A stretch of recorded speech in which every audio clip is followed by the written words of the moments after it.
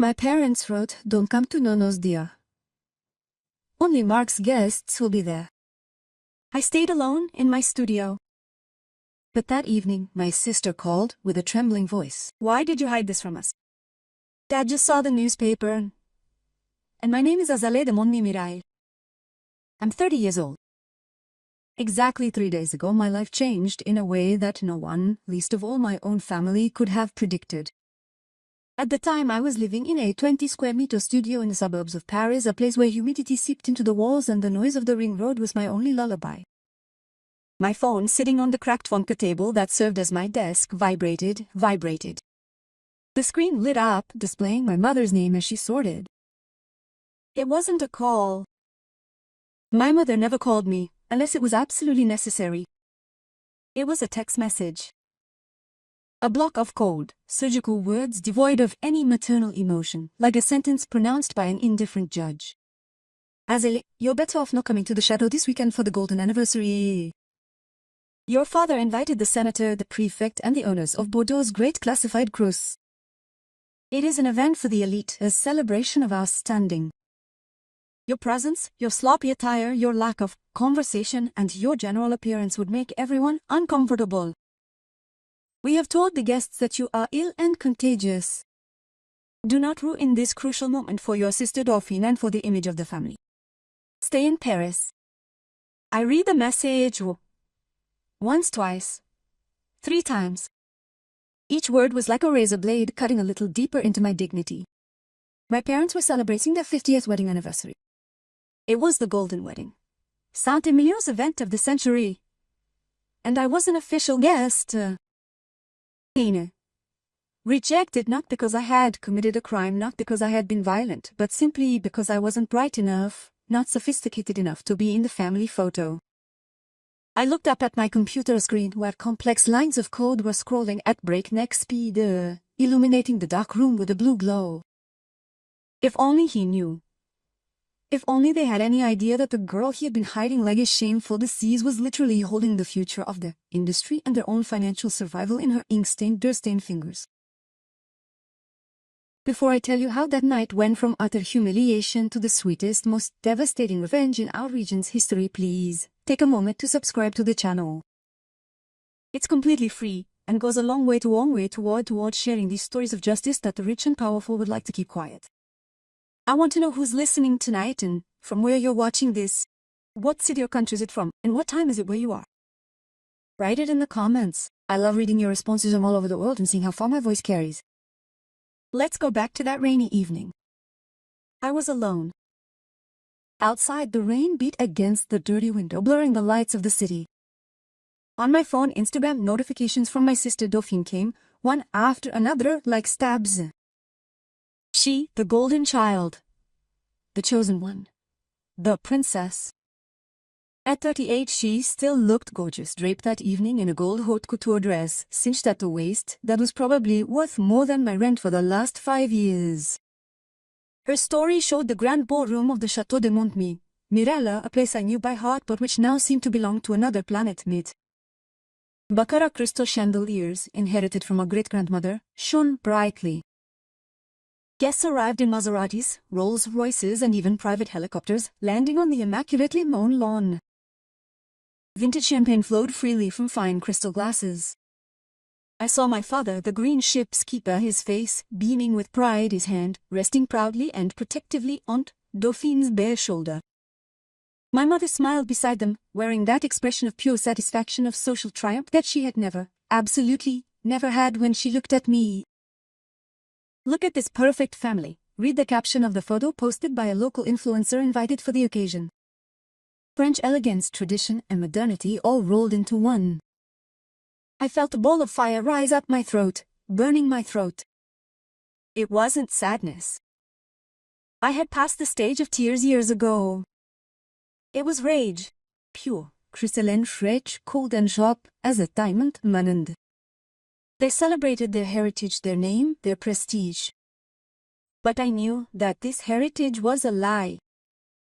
An empty shell. The chateau was up to its neck in debt. The vines were slowly dying, suffocated by climate change and incompetence. And the one person, the only soul on this earth who had the key to saving everything, was the one he had just banished with a simple cowardly text message with a simple. At exactly 8 p.m., as the gala dinner began 500 kilometers away, my phone rang, shattering the silence of my studio. The screen displayed the face of the Dauphine. I hesitated. Why would she call me in the midst of her triumph? Did she want to make fun of me one last time? Did she want me to hear the laughter of the guests? I took a deep breath and answered. Asa. His voice trembled. It was not the arrogant, honeyed voice from the Instagram story 10 minutes ago. Her voice was broken, panicked, on the verge of total hysteria. We could hear the noise of the party in the background, but it was muffled and distant, as if she had hidden in the bathroom or a broom closet to call me. Azalee, what did you do? She whispered, almost screaming, breathless. Tell me it's not true. Tell me it's a computer error. Tell me you're going to fix it. What are you talking about, Dauphine? Did I answer? My calm, almost robotic voice contrasted sharply with her panic. Dad. Dad just saw the article on his tablet. The senator left. The investors are whispering. They're walking at us like we're lepers. It's everywhere. Le Figaro, Le Monde, the specialist blogs. You destroyed the family. Why didn't you tell us? Why did you let us do it? I smiled. A cold, joyless smile in the darkness of my Parisian studio. I didn't tell you anything, Dauphine, because I wasn't invited. Only VIPs were invited, remember? I didn't want to spoil your party with my stories about little gray mice. I hung up and turned off my phone. Silence fell again, but this time it had the taste of victory. To understand how we got here, how the little grey mouse brought a 3-century-old dynasty to its knees in a single evening, we have to go back to the beginning. Back when I was just the mole. In Montmirail's family, there have always been two categories of people, those who shine under the chandeliers and those who serve in the shadows. It's an unwritten law, carved into the stone of our castle since the Revolution. Dauphine was born to shine. She was the eldest, arriving when my parents were still young, handsome, carefree, and immensely rich. She inherited my mother's piercing blue eyes, her slender figure, and my father's natural, almost theatrical charisma. From a very young age, she instinctively knew how to hold a stemmed glass without showing any signs of nervousness, how to charm a banker with a single blink of an eye, and how to smile for photographers even when she was bored to death. She was the living embodiment of etiquette, the perfect doll to be shown off. I, Azalee, arrived 8 years later. An accident, as my mother liked to tell her friends during summer dances, after 3 glasses of Cherise, thinking I wasn't listening. I was short, dark, a bit stocky and clumsy. I hated frilly, scratchy dresses and white tights that got dirty too quickly. I hated high society cocktail parties where we talked for hours without saying anything, where every sentence was a trap. My refuge, my only true friend, was the earth. The Château de Montmirail has 25 hectares of vines, some of the most precious in Saint-Emilion, a geological treasure.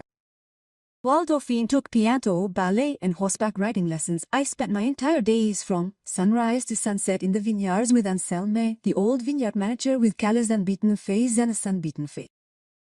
Anselme was the only one who spoke to me like a person, not a disappointment. He taught me to listen to the soil, to feel the dampness of the leaves be between my fingers, to understand that wine is not made in gilded salons with signed contracts, but outside, in the mud, the cold and the sweat. He explained to me the cycles of the vine, the diseases, the magic of fermentation. I soaked it all up like a sponge. My father, as a warrior, hated me for it. He couldn't stand seeing his daughter hanging around with the staff. Look at her, he would often say with hidden disgust when he saw me come home in the evening, my boots crusted and my nails black with dirt. You look like a farm girl. A peasant from the Middle Ages. You're one of my Mireille, for God's sake. Not a farm worker.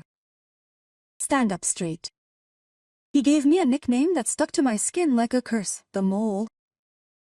Because I was always the one born in the earth, blind to important things like social status, arranged marriages, and appearances. Dane took up this nickname with sadistic glee. So Mole, Did you find any earthworms today? Is Rikan in front of his rich friends who came to spend the weekend? Don't pay any attention to her, she's the luxury maid. We keep her out of charity. I was taking the money. I was bending the china. I thought to myself with the naivety of childhood that if I worked hard enough, if I showed them that I understood wine better than them, better than anyone else, they would end up loving me. They would see my worth. What a tragic mistake. I learned too late that incompetence hates expertise, especially when it comes from someone you despise. The breaking point, the moment my heart broke for good, came when I turned 22. It was a scorching, muggy, stifling summer. While inspecting the northern plots, the oldest on the estate, I noticed tiny, almost invisible spots on the mellow leaves. I took samples, used my student microscope in my room, and identified the beginnings of black rot, a rare and devastating disease that was not yet visible to the naked eye. I ran to my father's office, my heart pounding. He was in an important meeting with Chinese exporters. I came in without knocking, panicking. Dad, we have to harvest the northern plot now. There's an infection in the black rot right now. If we wait until next week for perfect ripeness as planned, we'll lose everything. The infection will spread in a few hours with this humidity. He looked at me like you'd look at a pesky insect that had just landed on a plate of caviar. Dane was there, sitting on the corner of the desk, beaming, playing with her hair. Oi, Sally, stop your constant drama, she sighed, rolling her eyes. The grapes are magnificent, I saw them this morning. You're just jealous because Dad let me choose the label for the Prestige Cuvée and you didn't have a say in it. I'm serious.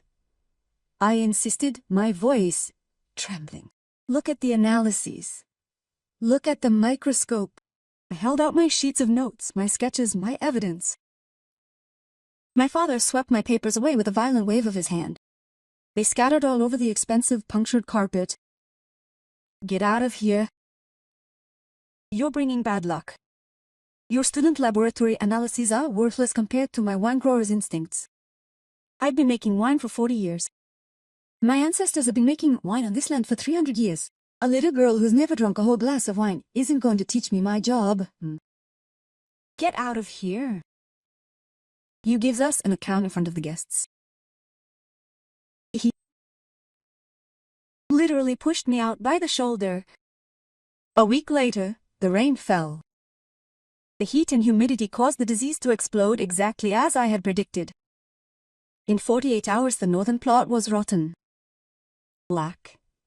Withered. Dead. 2 million euros in net losses. The Prestige Cuvée was ruined. I expected an apology. Or at least some recognition, a look that said you were right. Instead, during dinner the following Sunday, my father banged his fist on the table, making the china shake, make. It's your fault. He yelled, now pointing at me, his face red with anger. You've been the one to blame. With your macabre predictions, you've brought misfortune upon us. You're a bird of ill omen. I no longer want to see you in the vines. Ever. You're banned from the grounds. Dane looked at me with a small, almost imperceptible, satisfied smile. She had nothing was lost. Her image was intact. I was the scapegoat, the culprit, the witch. That night, I understood. I would never be their daughter. I would always be their emotional trash. But I knew something they didn't know. Blinded by their arrogance, wine was no longer a matter of instinct or dusty tradition. It had become a science. Data. Chemistry. And science was my domain. My kingdom. After the black rot incident, I left the castle. I couldn't breathe that toxic air anymore. I moved to Paris to this shabby studio in Saint-Ouen. To my parents, it was the ultimate proof of my failure. Azala the failure, living in a council house. I took a job as a data entry clerk for an insurance company, a mind-numbing job that barely paid my bills. But at night, I became someone other. At night, I became what I dreamed of being, a data architect, an algorithmic wizard at the service of the land. I knew, thanks to my contacts and observations, that the family estate was slowly but surely sinking. The summers were becoming too hot, the winters too mild and unpredictable. In the grapes, alcohol spiked fast, acidity plummeting fast too. The wine was becoming heavy, unbalanced. The subtle taste of the grape Mirel was changing, and international critics were starting to note it in their reviews. Sales were dropping. My father and Dauphine lived in total denial, continuing to throw lavish parties on credit, burning through cash to maintain the appearance of a bygone era. It was like the orchestra on the Titanic, playing louder and louder as the ship took on water. For 3 years, I worked in the shadows like a ghost. I kept in touch with only one person at the chateau, Anselm, the old head of cultivation. He was my accomplice. Every week he secretly sent me soil samples by mail, precise weather reports, harvest histories dating back to 1950 that my father wanted to burn because they were taking up space in the archives. He scanned old notebooks for me, took photos of the leaves, and measured the humidity. I fed all this data to my computer. I created a monster. I called it VTI. It wasn't just an improved Excel spreadsheet. It was a complex artificial intelligence and a neural network capable of analyzing the microbiological composition of the soil to the nearest millimeter and predicting the quality of the grapes 5 years in advance. It could tell exactly when to harvest it, to the minute, to obtain the perfect wine despite global warming. It could tell which plot to uproot, which vineyard to replant, how much water to use. It was the holy grail of modern henology, a compass in the storm of climate change. At first, I wanted to sell it to large groups. I could have become an instant millionaire by going to the Americans or the Chinese. But a stupid, naive, and deeply broken part of me still wanted to save my family. It's pathetic, I know that now. It's called the syndrome of the child seeking approval, the irrational hope that an exploit will be enough to buy the love we've been missing. I told myself, if I give them this, if I save the legacy, Dad will finally look at me with pride. Mom will love me like Dauphine. I will finally be one of my Mirel. The opportunity presented itself 6 months ago. Dauphine called me, breaking a silence of almost a year. Oh, darling. It's been so long. Her voice was too high-pitched, too sweet, fake like a piece of jewelry. I knew right away that she wanted something. Dane never called to check on her. Mom and Dad would like to see you. For dinner at the castle. Us 4. Like the good old days. Come on, come on. The cook made duck confit, your favorite dish. Please make an effort for the family. I went. I took the train with my laptop clutched to my chest in my backpack running. My heart was pounding, a mixture of hope and terror. I was going to introduce them to Viens. I'd be the savior, the hero returning from exile. Dinner started normally in the large freezing dining room. We talked about the weather, nothing. Then at dessert, as the cheese was being served, the masks fell. My father, his face gray and eyes ringed with darkness, blurted out, "The bank threatens Valley land seizure." He had aged 10 years. His hands trembled slightly as he held his glass. They say we have no plan for the future. That our model is obsolete. They want to cut the credit lines. Dane began to whine, a perfect tear rolling down her powdered cheek. I can't lose my status, Dad. What am I going to say at the Y Club? What am I going to tell my friends? I can't be poor. I took a deep breath. This was the moment. Can I help you? I said softly. They turned to me. The silence was heavy, thick. You? Hurricane Dauphine, instantly wiping away her tears. Are you going to lend us €50 of your savings? No. I'll give you the future. I took out my computer. I pushed the crystal glasses aside. I started the simulation. I showed how Viens had predicted last year's Hiluzul loam, that my father hadn't anticipated and that had cost a fortune, and how he could optimize the next harvest to increase the value of the bottle by 40%. For 20 minutes I talked. I explained. For the first time in my life he listened to me. I saw my father's mouth drop open, amazement. I saw my mother's eyes shine not with love, not with maternal pride, but with pure greed. She saw euros, she saw her reputation saved. "This is incredible," my father murmured. "You did this all by yourself? In your little apartment, hmm?" "Yes, Dad, with the data from Elmies. It's for us. For the family. We can present it to the banks. It proves that we're at the cutting edge of innovation. That we're one step ahead of everyone else." Dauphine stood up. She walked around the table, her heels clicking on the wooden floor. She took me in her arms.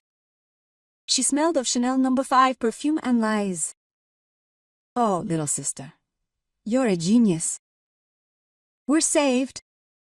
I knew you were playing your cards right." My father smiled at me. A real wide, warm smile. "I knew you had talent deep down. You're a true miracle. You have the blood of the vine." Those words were everything I'd been waiting for my whole life. I was drunk with happiness, drugged by this sudden recognition. I let my guard down. I opened my armor. "We need to study this in detail," said my pragmatic mother. "Leave the computer with us tonight. Dane will look into how to integrate this into the presentation for investors tomorrow morning. Are you tired? You've been on the road. Go sleep in your old room. We'll take care of everything." I left my computer on the table without a password, because the software was running locally for the demo so he could see how smoothly it worked. I slept like a baby in my crib, thinking that I finally had a family, that the nightmare was over. The next morning, when I came downstairs, the computer was there on the breakfast table. But the atmosphere had changed. Subtly. Dauphine was smiling at me, but it was the smile of a shark who's just eaten. "Thanks for helping out us, Kazali," she said, buttering her toast. "We've got what we needed. We'll take care of the rest. You can go back to Paris. You have your job, right? We'll call you when we need you." I left her feeling confident, a little confused but happy to have helped. I didn't know I had just signed my end of them. Dead. 2 weeks later, Wine Expo was held in Bordeaux, the world's largest wine and spirits trade show. It's the go-to of our industry.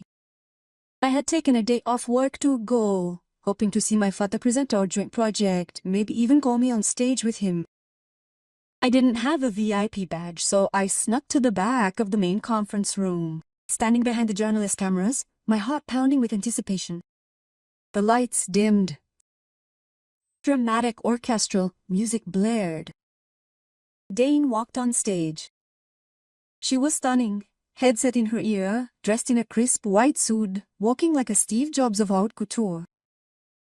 She exuded confidence and power. "Ladies and gentlemen," she began, her voice perfectly poised, "work. For 5 years, I worked me tirelessly, night and day, to answer a question that haunts us all. How can we save our land from the climate? Today, I am proud and moved to present to you my creation, the fruit of my womb, my intelligence, my miracle." My blood ran cold in my veins. Time stood still. Behind her, on the giant screen of Diendresres, were my graphs, my color codes, my predictions. It was VTI, except that there was Dauphine's face in watermark everywhere, and the Miro logo placed on my work coat. She recited my speech, word for word. The exact sentences that I had passionately explained during the dinner, she recited them as if they came from her own brilliant mind. I spent sleepless nights analyzing soil microbiology. She lied, sensing it with terrifying conviction. She who couldn't tell the difference between bacteria and yeast. She who had never touched a shovel in her life. The room applauded wildly. An innovation stand. Journalists were frantically taking notes, scanning the scene. The Dauphine Revolution was already headlined by an influential blogger live on Twitter. I was paralyzed. I looked around for my parents. They were in the front row, in the center. My father, his chest puffed out, accepted congratulations from the neighbors, shaking hands. My mother beamed, wiping away a fake tear of pride. I rushed toward them at the end of the presentation, melting the crowd, pushing people over. Mom. Dad. Did I scream? My voice choked with sobs. My mother saw me. Her face instantly hardened, going from joy to threat. She stood up, grabbed my arm with surprising strength for a woman her age, her nails digging into my flesh, and pulling me violently into a dark corner away from cameras and prying eyes. What are you doing here? She hissed through clenched teeth. You weren't supposed to come. This is my job. Did I cry? My voice trembling with rage and incomprehension. Dauphine stole everything. It's my code, it's my project, it's my sleepless nights. Why does she say it's her? Why are you doing this? My mother brought her face closer to mine. Her eyes were cold as ice, devoid of any empathy. She lowered her voice immediately, huffing and... No one stole anything. This is a family project. Dane is the face of the brand. You look at yourself. You don't have the physique to sell technology to billions of Chinese or American people. You stammer, you're badly dressed, you're awkward. Who would buy a revolutionary AI from a girl who looks like a depressed social worker? It's marketing, my poor girl. Every word was a physical slap in the face. But I did it. It's my mind. So what? Did she cut off her paths? We fed you, housed you, paid for your studies. What you create belongs to the family. It's your contribution, your reimbursement.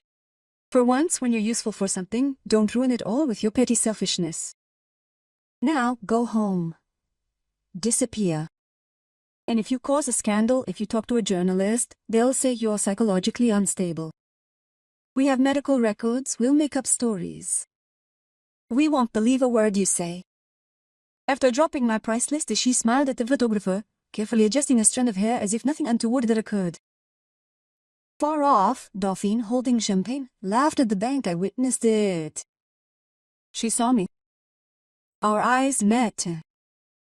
She gave me a little wink. A knowing and cruel wink that said, "Thanks for the gift, you loser. You're fine." I left the Anti-Tuban Conference Center as if I were drunk with grief. I sat on a park bench in the rain that was starting to fall again and cried my eyes out. I cried for the death of hope. I cried for the little girl who just wanted to make her daddy proud. But amidst the tears deep down in that gnawing pain, something inside me broke. And something else awoke.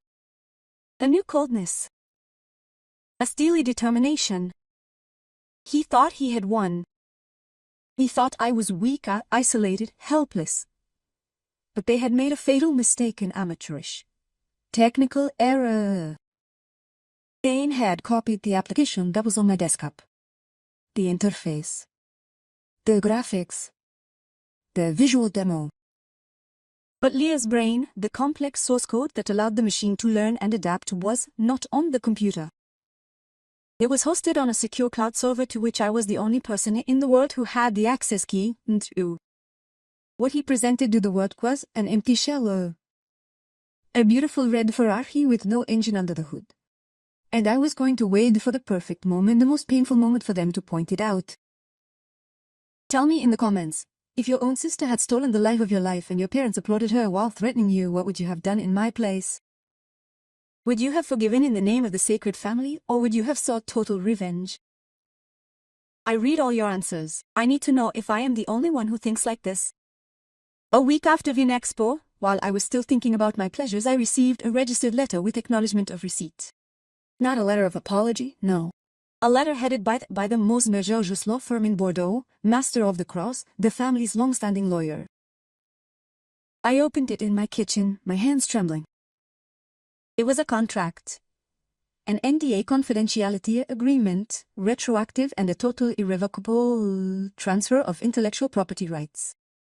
In complex legal terms, the document stipulated that I acknowledged having acted as a voluntary consultant for the Château de Montmirail company, that I assigned all present and future rights to the computer tool to the company, and that I formally prohibited myself from claiming authorship of the project or discussing it in the press, under a penalty of immediate legal action for defamation, industrial espionage and commercial damages. In exchange for my signature and my eternal silence, I was given a monthly allowance of euro 2,000 euros for 2 years, a total of euro 48,000 euros, for a technology that Vinexpo experts had already estimated in press articles at euro 10 million euros. It was the ultimate insult. They weren't content to rob me. They wanted to buy me for a pittance to ensure that I would remain in my place under their boots, dependent on their man. I called my father. I needed to hear his voice to understand how far he could go. "What is this, Dad?" I asked without preamble. "It's a security," he replied curtly without an ounce of emotion. "Investors ask questions. They want to be sure that the intellectual property is clear, that there are no gray areas. Sign the paper." Euro 2,000 this month is more than what you earn with your miserable odd jobs. That's generous of us. It's a chance for you. Generous? It's my invention. It's my life. It's my Morel's invention. Did he yell, losing patience, knowing reasoning into the receiver? Did you use the data from the estate? Yes. Did you grow up fed by the estate's money? Yes. So it belongs to us. It's the law of blood. Listen to me carefully, my daughter. You have 2 choices. Either you sign, you take the money, you keep quiet, and you remain a girl worthy of the name. Say no, you are not my daughter now.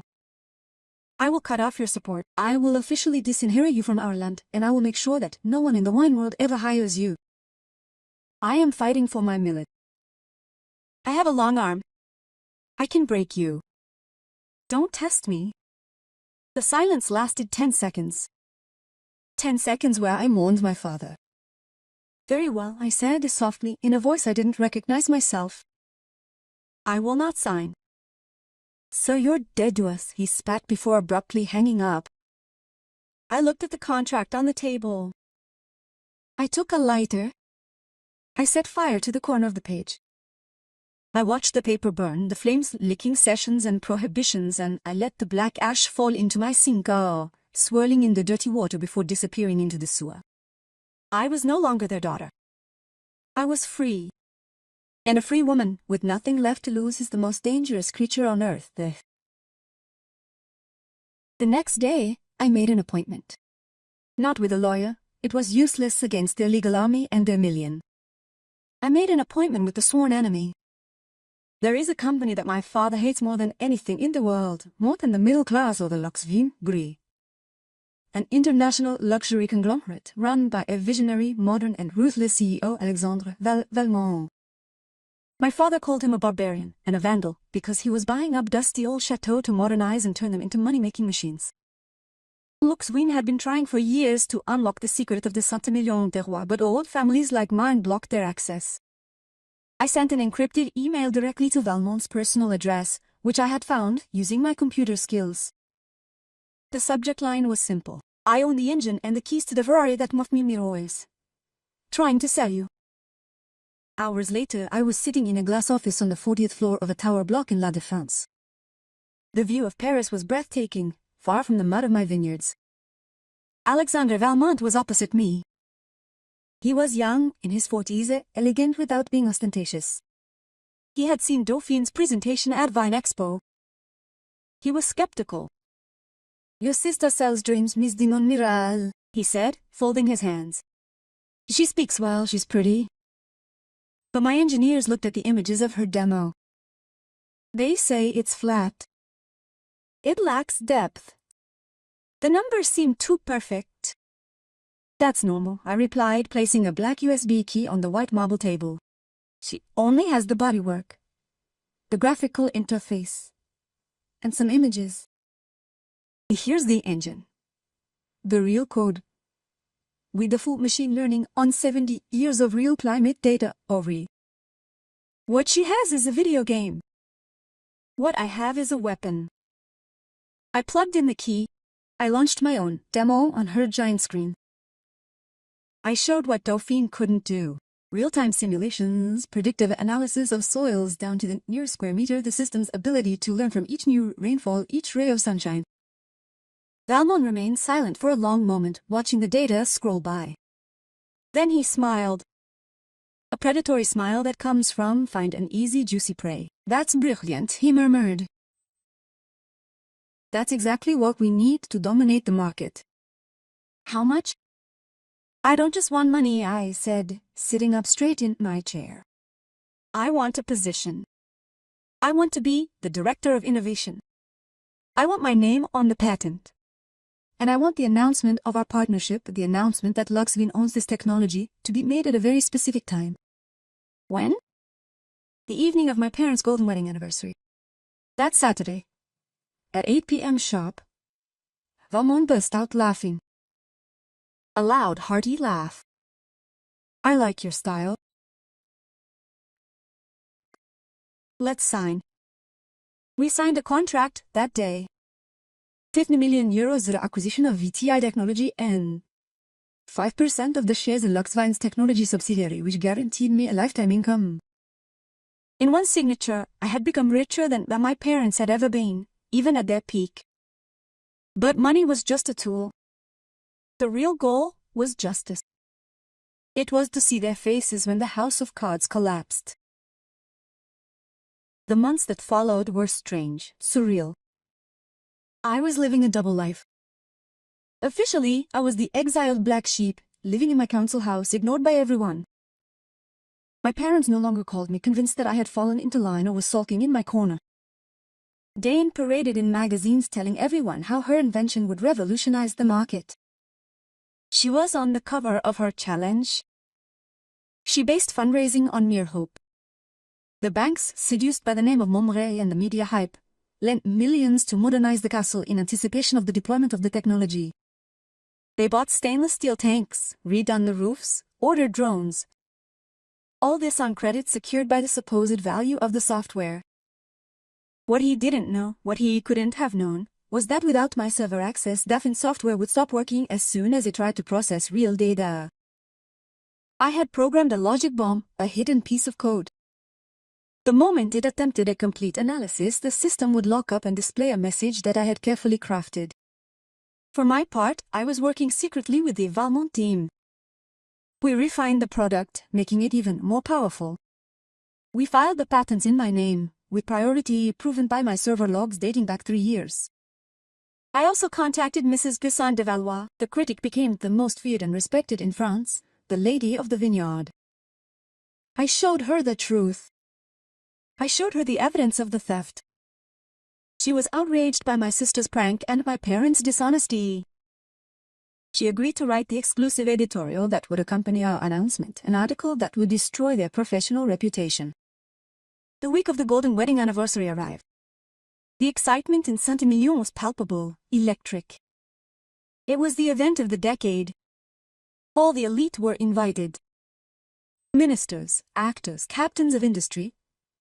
Except me. Mum's famous text came 3 days beforehand. Don't come. I admit that even with my millions in the bank and my revenge ready, it hurt. A tiny part of me, the wounded child, still hoped that he would invite me, even out of pity that he would want their daughter with them for their 50th wedding anniversary. But no image mattered more than blood. Only VIPs are invited. All right, Mom. Do you want VIPs? You're gonna have a visit from the biggest VIP in the industry, and he won't come to toast. On the evening of the gala, I poured myself a glass of Petrus 1989, a legendary wine that I had treated myself to with my signing bonus in my still dark studio. I had set up a veritable command center on my kitchen table. 3 screens were lit. On the first, the live Instagram feed of the evening, filmed by the guests. On the second, the administration interface of my server, my finger hovering over the enter key. On the third, the article from Le Monde Économie, ready to be published automatically. It was 7:05 p.m. In the video, Dauphine took to the stage to applause. She was holding an iPad. She was going to give a live demonstration to impress the senator and finalize a fundraising campaign of 10 million euros. My friends, she said radiantly, her gold dress catching the light. To celebrate my parents' enduring love and the bright future of our house, I will launch before you the first real-time analysis of our 50th vintage. It will be the 20th of the century. She raised her finger above the theatrical screen. I placed my finger on my enter key. Cheers, my dear family, I whispered. Click. What happened next was, in the lifetime of all present, the most embarrassing, catastrophic, and spectacular moment in the social history of Bordeaux. Dane pressed the button on her iPad. She expected to see green graphs, growth charts, applause. On the giant screen behind her, instead of the promised magic, a bland red window appeared, nothing hotzy. Huge bold text appeared, readable by all 300 guests. Fatal error, pirated software. Intellectual property infringement detected. This technology belongs exclusively to Lux Vini NC, creator and holder of the Azalée de Montmirail patent. Access denied. Please contact Luxavine's lawyers. The music stopped abruptly. The orchestra fell silent. A dead silence fell over the room, so heavy you could have heard a pin drop. Dane tapped frantically on the screen, her face blank, losing her composure. Is this a bug? It's just a technical glitch, she shouted, her voice rising to a pitch close to panic. Don't look. Cut the screen. But that was only the beginning of the nightmare. At the exact same moment at 8:01 p.m., the guest phones began to vibrate and ring. A cacophony of notifications. A push alert from the newspaper Le Monde had just been sent to all subscribers. The headline was blaring across the smartphone screen. Scandal in Saint-Million. The prodigal daughter was a fraud. How did the heiress of Montmirail steal her genius sister's technology for Lux Vine? In the room, I saw on the live stream that a cruel or fascinated guest continued to film, heads lowered toward the screens. The murmur became a rumble. Eyes rose toward the stage, no longer with admiration, but with disgust and anger. The article was devastating. It was surgical. It contained everything, the proof of my work dating back 3 years, the testimonies of brands confirming that Dauphine never came to the vineyard, the video recording of Dauphine that I had trapped during a previous call admitting that she understood nothing about this damn code and that it was for geeks. And finally, the official confirmation from Alexandre Valmont. Azalée de Montmirail is the new CTO of Lux Vine and the sole legitimate owner of VTI. I saw my father struggling, grab a waiter's arm to keep from falling. His face had gone from red to waxy white. He put his hand to his chest. The senator, who was in the front row and who hates scandals, stood up abruptly. He checked his phone, gave the stage a look of absolute contempt and headed for the exit without a word, followed by his staff. That was the signal. Like a dike, the guests began to leave. The bankers, the investors, the neighbors. No one wants to be associated with fraud. No one wants to be in the photo of the shipwreck. Mom sat there frozen, like a wax statue melting under the heat of the spotlights. She stared into space. Dauphine was crying on stage, mascara running down her cheeks, ruining her perfect makeup, shouting into a microphone that no one was listening to anymore. Come back. It's not true. My sister is the thief. It's a conspiracy. That's when my phone rang. Dauphine's call. The one from Tom Knight. Why did you do that?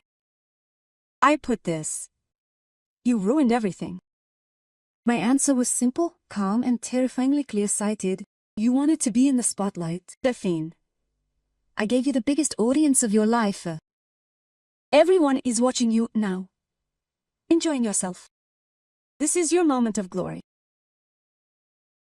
The final blow had not yet been struck. Social humiliation was only the first step. Financial ruin was the logical next step. The next morning, Monday, as soon as the markets opened, the banks reacted with the public revelation that the promised technology, the one that guaranteed future profitability, actually belonged to a direct competitor. And not just any competitor, the giant Lux Vine with unlimited resources. The value of the Château de Montmirail had collapsed. It was mathematical. The guarantees for the massive loans taken out by my father were based on this technology and on the future value of the estate. Without Leah, the estate was worth only the price of the land, and that was poorly maintained land. At 9 a.m., the main bank called my father. The conversation was brief. They were demanding early repayment of the loans for breach of trust clauses. Immediately. Where was the judicial seizure? The castle, the vineyards, the house, the antique matcha, the cars, everything was mortgaged. Everything. He had nothing left, except Leonte, who had become public and indelible. On the third day, someone rang my doorbell. I was no longer in my damp suburban studio. The day before, I had moved into a temporary apartment provided by Luxwine, a superb duplex on Avenue Victor Hugo in the 16th arrondissement with a view of the Eiffel Tower. I had given the address to just one person in Seuls so that they could come and celebrate with me. But it would seem that the family and their means, or that they had sent someone to sell me. I opened. And it was them. Dad, Mom. They had aged 10 years in under an hour.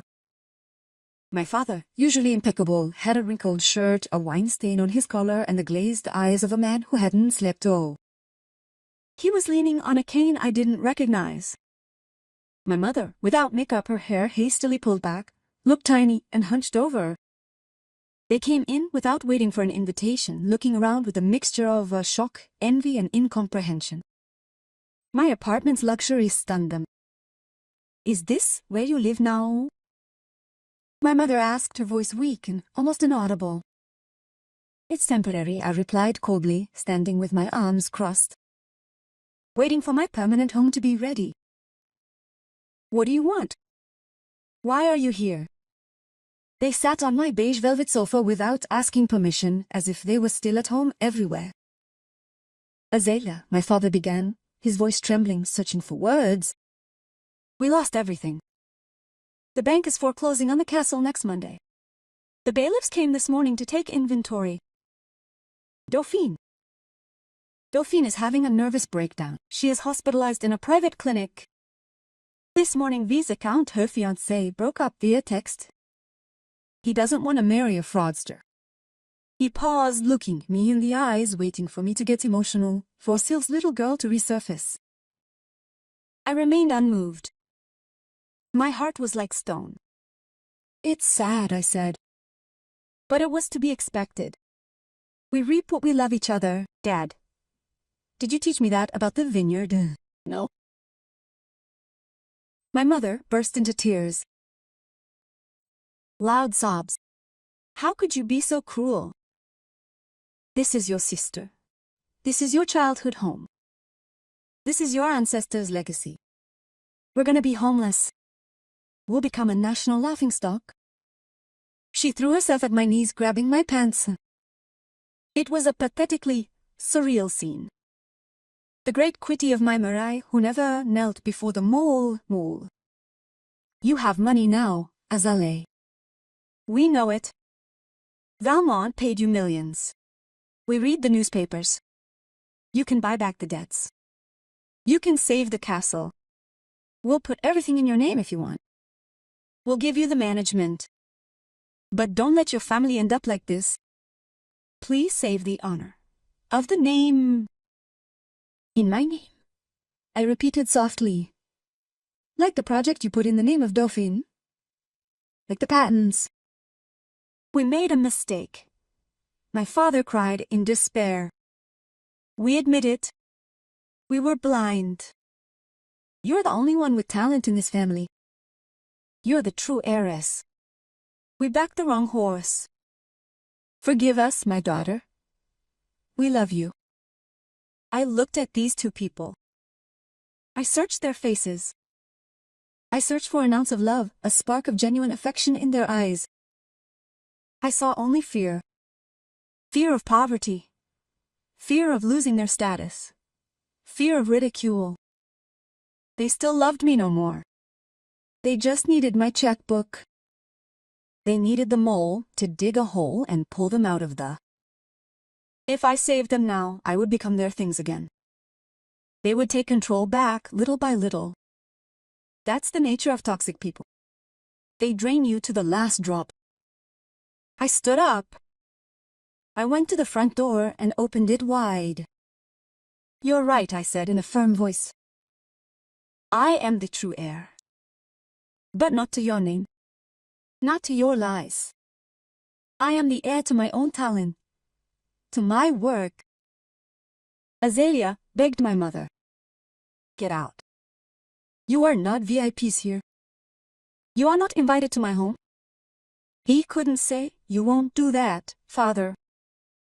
You once told me that without the name of my Morel I was nothing. It is time to see what you are, without that name. Get out of my house." They stood up with difficulty. They left, their backs hunched up, crushed by the weight of their own past arrogance.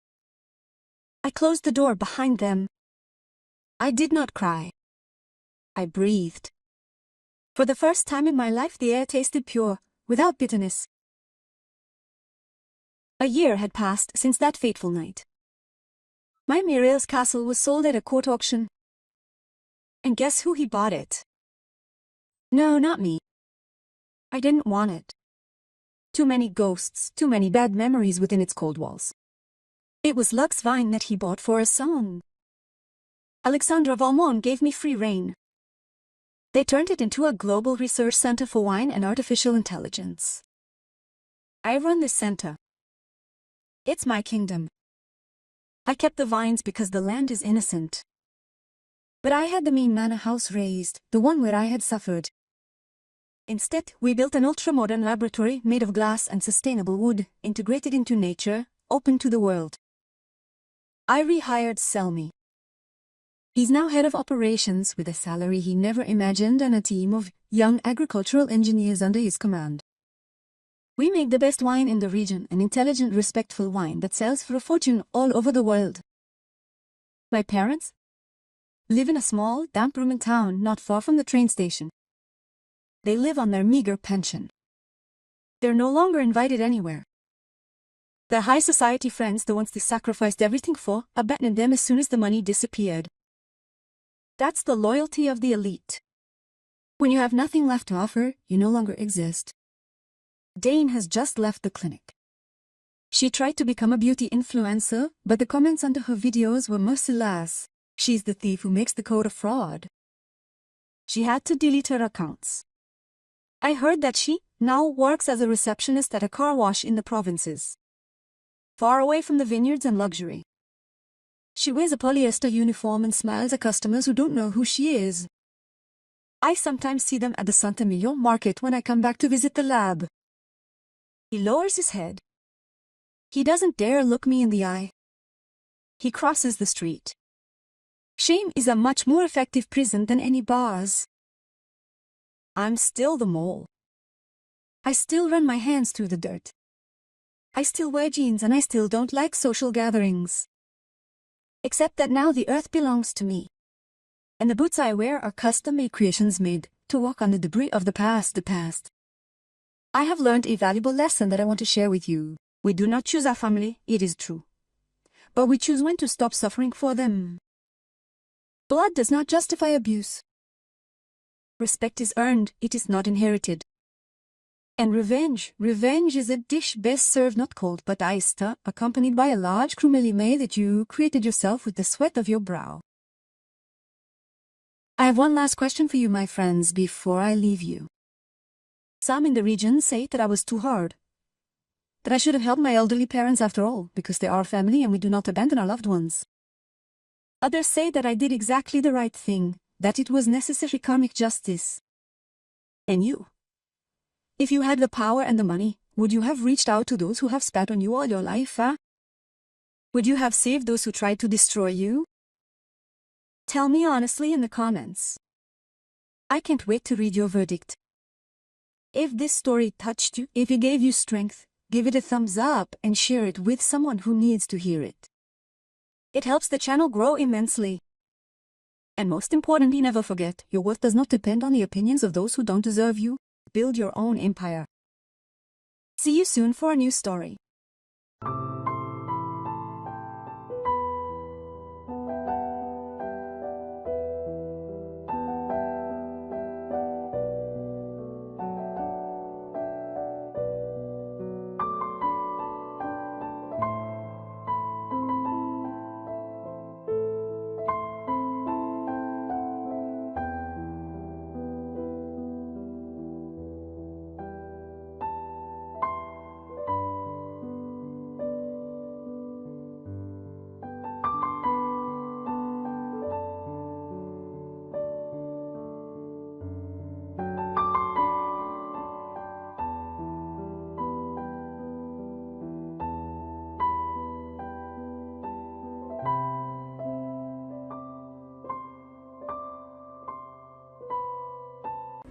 please buy me the grooming for powder.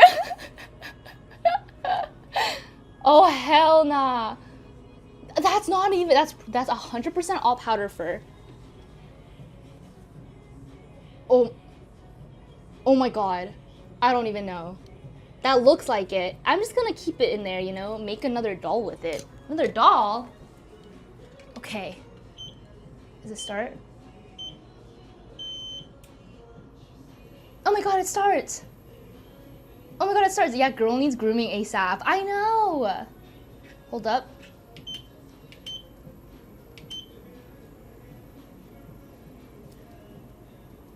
Okay. Let's just walk. Should I get powder to walk on it now? That's probably more entertaining than me doing cardio. I don't need to do cardio. Oh my god, what if we train powder to walk on it right now? Okay. I don't know if she'll do it.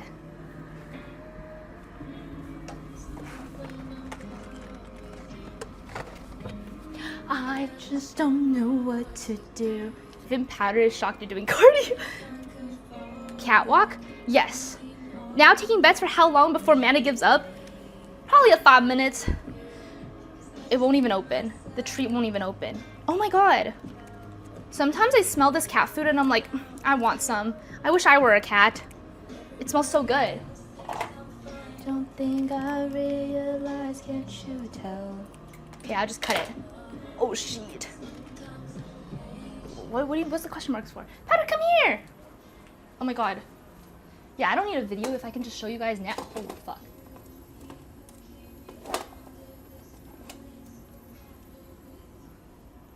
Wait, how do I turn it down? Powder, come here!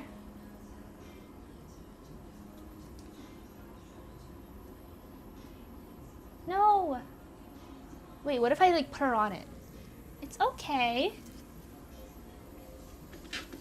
Maybe it's too fast.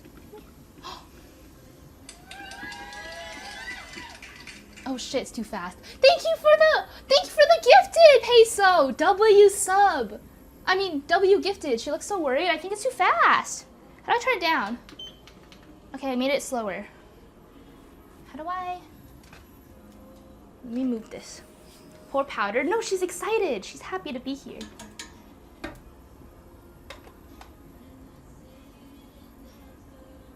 Powder, come here. Come here. You have to go down the other way. This way. Come here. Aw, she's doing it. Oh shit, I dropped it in the pad. Look it now. Aw. I dropped a bit in the tab. Poo. Pog? I thought that said poo. Come here. Wait, come back. This way. Yeah, no, this way. Okay, fine, you get some. Good girl. Oh my goodness, she's doing it.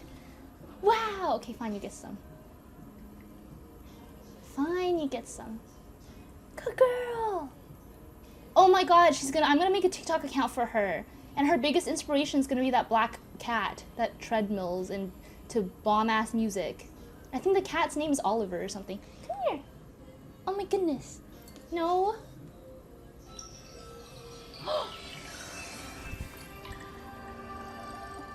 Oh my god.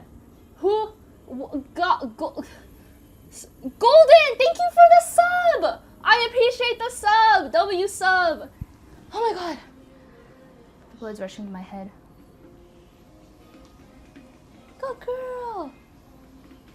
What the hell? No swiping. Wow, she's so smart. She's so fearless. Come here. No.